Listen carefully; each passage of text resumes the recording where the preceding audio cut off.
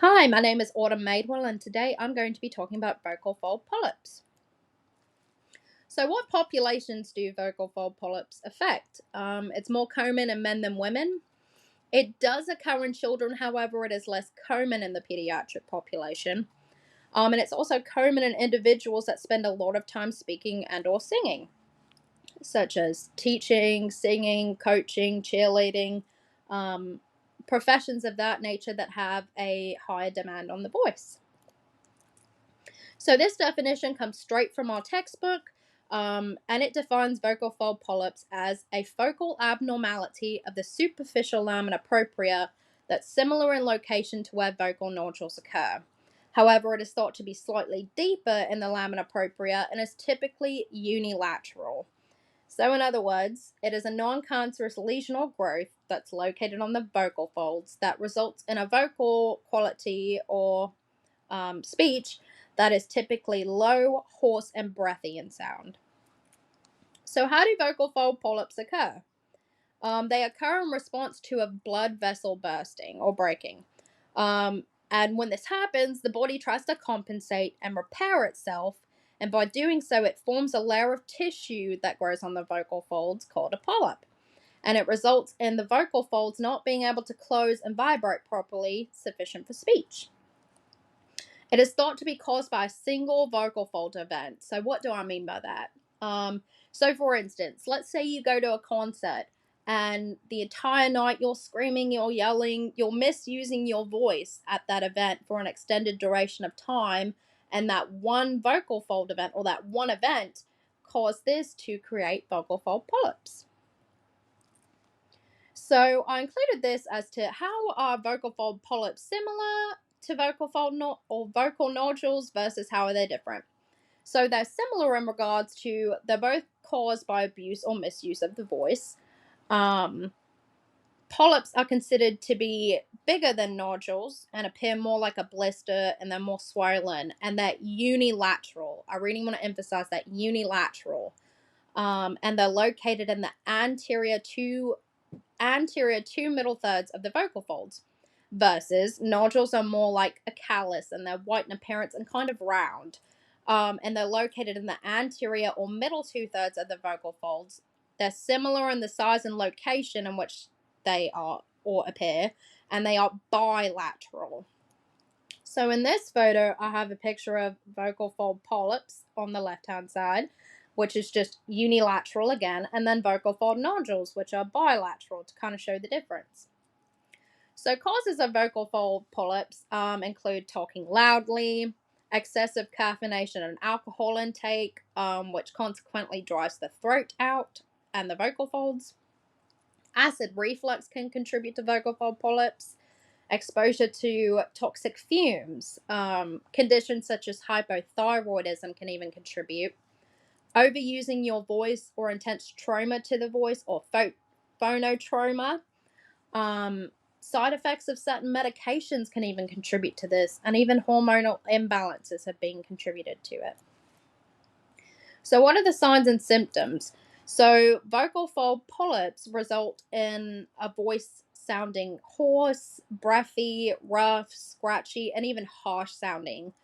You can even have physical manifestations of this, such as pain shooting from ear to ear, having a lump in your throat, it feels like, neck pain, an inability or less ability to change your vocal pitch, your voice and body feeling tired or sounding tired in case of the voice. And you also have, when you try to utilize speech, it's either a delayed onset or your voice begins to crack when you speak. You have a limited singing range, especially within that higher register. You have an extra effort or excessive strain that is utilized, almost like it sounds like you need to have it forced when you speak. And then you have chronic or frequent throat clearing as a symptom.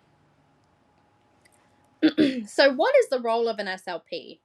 An SLP will assess the patient's vocal quality and production of the voice. If a disorder is suspected, an SLP will refer and consult with an otolaryngologist and possibly even a neurologist to ensure proper diagnosis. So it's an interdisciplinary team effort in this case. If a disorder is suspected, an SLP can conduct a screening that evaluates characteristics of the voice, such as respiration, phonation, resonance, vocal range, and flexibility. And if those deviations are determined to be present, the SLP will suggest further evaluation. So they'll do this through a comprehensive assessment, through standardized and non standardized measures, and that referral. An SLP can suspect vocal fold polyps, but an ENT can confirm their presence. So, in terms of evaluation, if a patient has experienced hoarseness for 2 to 3 weeks, it is important and pertinent to see an otolaryngologist. And it's an interdisciplinary team effort. So we have that ENT, that SLP, and that neurologist possibly determining how an individual's voice sounds and what diagnoses will be present. So, in terms of eval techniques, we've got a laryngoscope. So, you have a tube that is inserted down your throat, or an endoscope, in order to view how the vocal folds move. You can also use a video stroboscopy or a stroboscopy, in which a strobe light is utilized in combination with the laryngoscope, and it's inserted into your throat to view the vocal folds to allow for a more accurate diagnosis. And then, rarely, in some instances, a biopsy is taken in order to determine if it's malignant or benign. But again, vocal fold polyps are typically benign or non-malignant. So what does the team do? So they're going to have the patient change their pitch to talk louder and softer. They're going to see how long can a patient keep their voice going before it is lost. And they're going to look at an individual's throat to see how the vocal folds move, if there are any abnormalities or deviations from what should be the typical norm, through the utilization of that laryngoscope or stroboscope, in order to determine that. So, in terms of eval techniques, I've included a few. When it pertains to voice, you're going to ask the patient, do they have a history of voice problems or any concerns? You want to determine what are the current demands of their voice within their current environment, and the usage of their voice, and other issues that can affect vocal fold or vocal production. And in this case, we'll also use voice questionnaires. And later in this video, I've included a link from Asha that has not only a questionnaire, but a whole evaluation template that's really thorough and a really good resource if you guys want to look at it. But you'll ask questions such as, do you have acid reflux? Is it being treated? Do you smoke? If so, how often? Just all of these wonderful questions in order to get a full scope of the demands of their voice, the vocal hygiene or lack thereof that they utilize that could be contributing to the condition, and the usage of their voice. So these are really great questions to ask. You're also going to assess the oral motor mechanism. You want to assess the strength, the range of motion, speed, symmetry of the mandible, lips, tongue, velum, reflexes, and other observations that you deem appropriate, such as breast support. You're also going to assess diadokinetic rate, having the patient say the following, all four of those listed, 3 times each, as quickly and effectively as possible.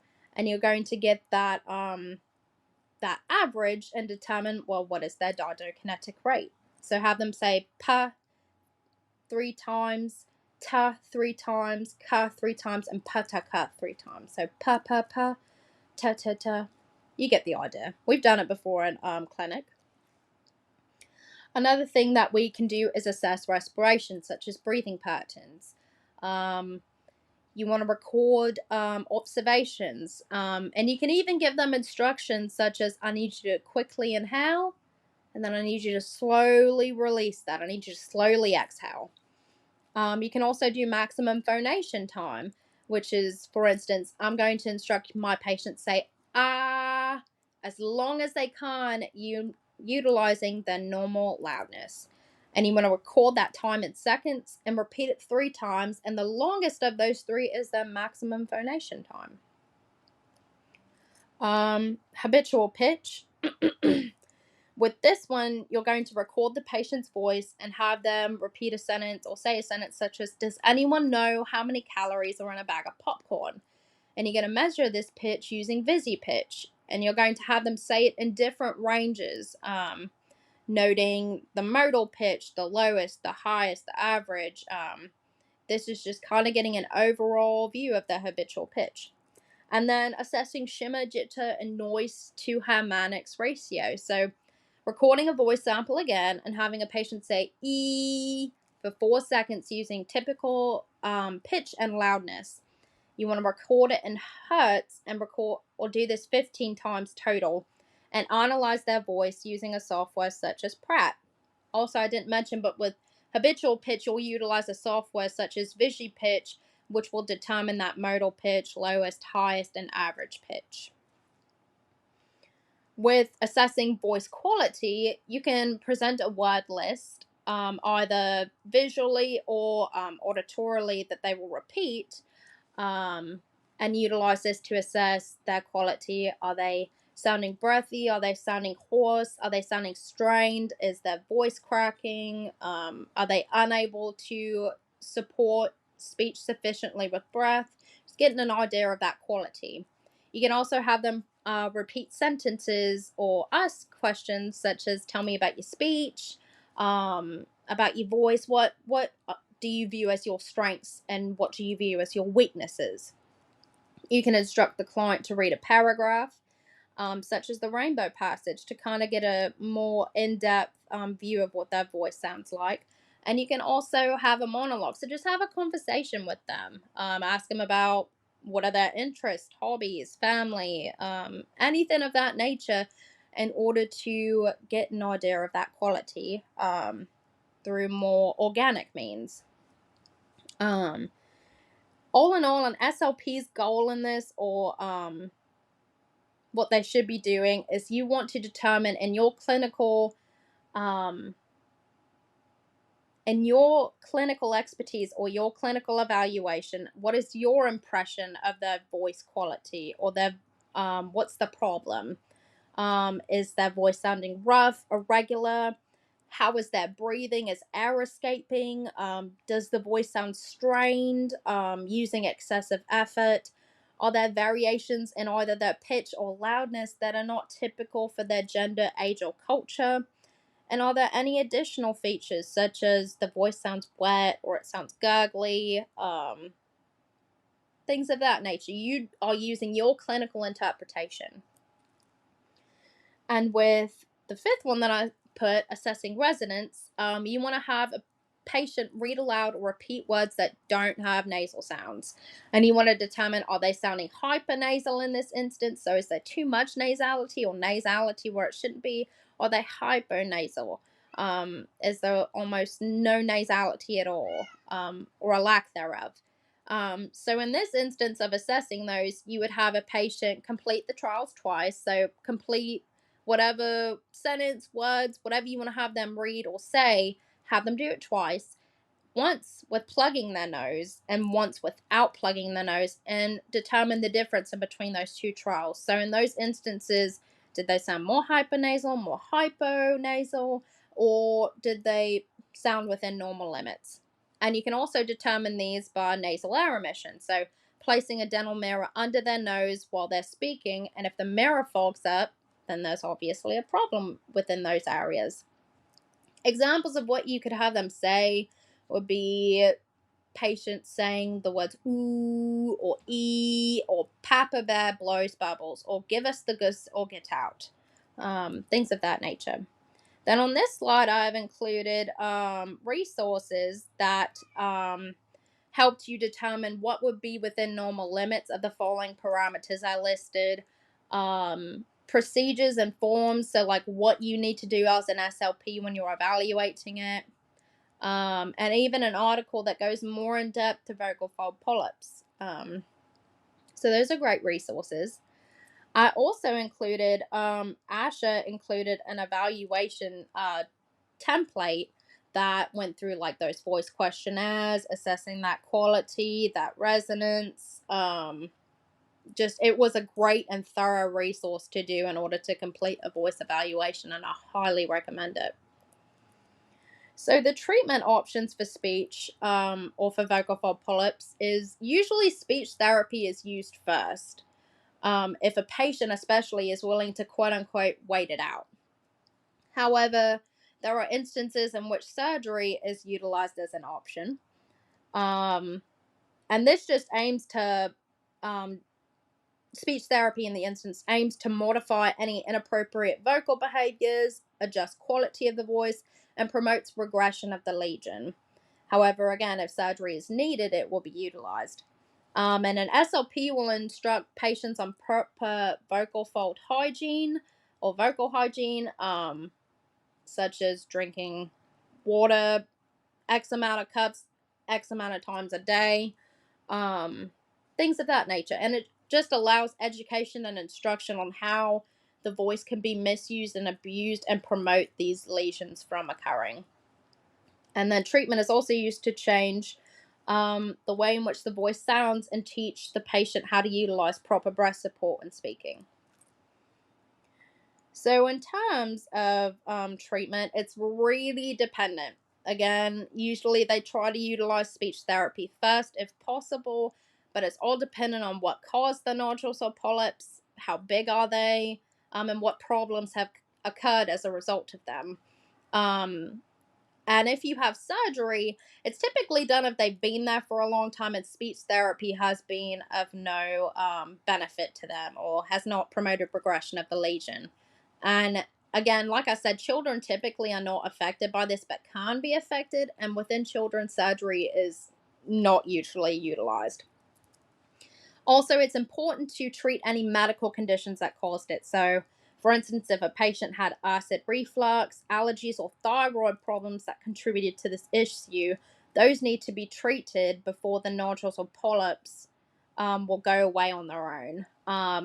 And you may also need to medically advise them to stop smoking or control stress and tension. There's a lot of medical advice or help you can offer the patient in order to promote regression of the lesion. So, in terms of additionally with treatment, you have voice therapy again.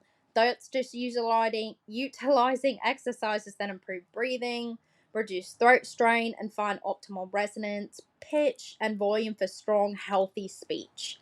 Um, you can also work on the voice range, quality, and endurance during utilizing voice therapy. Microsurgery can be recommended to move the vocal fold polyps. You undergo a general anesthesia, and the tiny surgical instruments are utilized and inserted through your mouth. And they'll make a really small incision, cutting away from the vibrating edge of your vocal fold. Um, and the flap is kind of lifted, so the growth can be removed. This one is the option that is utilized that reduces the risk of scarring and offers the best outcome for voice. You also have vocal cord laser surgery, which is where a laser is utilized in order to remove the lesion. Typically, you're awake or under a general anesthesia during this.